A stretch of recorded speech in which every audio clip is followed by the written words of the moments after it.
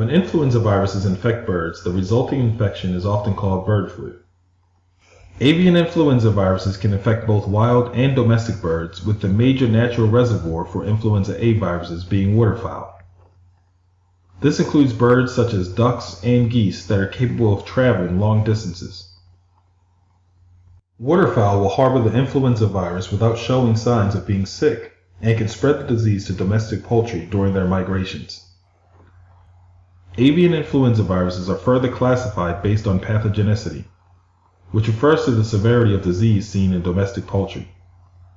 Low pathogenic viruses are responsible for causing mild disease in birds, while highly pathogenic viruses are responsible for causing severe disease in birds.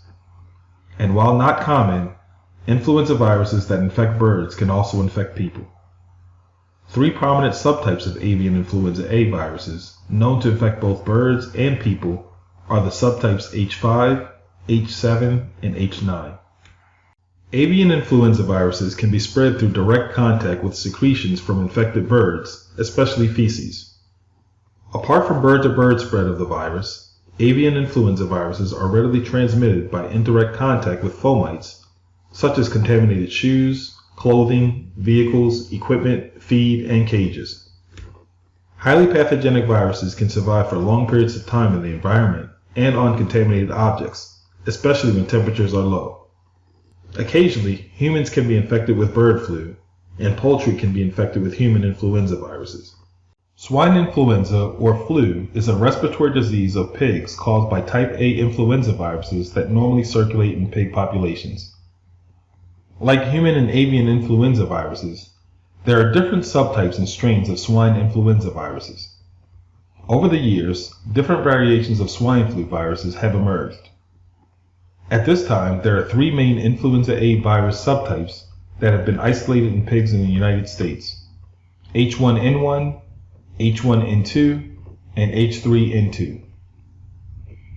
These viruses are genetically different from the seasonal flu viruses that commonly circulate in people. Swine flu viruses do not normally infect humans. However, sporadic human infections with swine influenza viruses have occurred.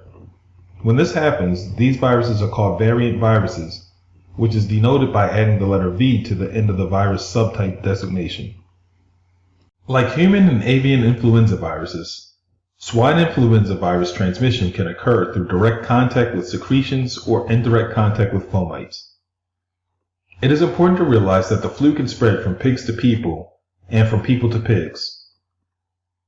Influenza viruses that normally circulate in pigs can infect people, but this is not common. Most reported cases of human infection with swine flu viruses have occurred in people who have been near infected pigs in public settings, such as fairs or petting zoos, or who work directly with infected pigs. Pigs can also serve as a mixing vessel where flu viruses from humans and birds infect pigs and subsequently undergo genetic shift, creating a new influenza virus that can infect humans. When it comes to prevention, the goal is to minimize the potential for spread of influenza viruses between birds, pigs, and ultimately people. Avoid close contact with any pigs or birds that look or act ill.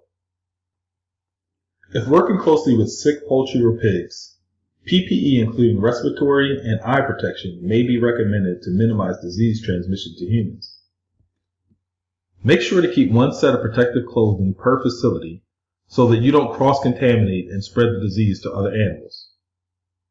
It is important that you take off protective clothing once your work or visit at the facility is finished before you step into your car, enter another building, or enter a home.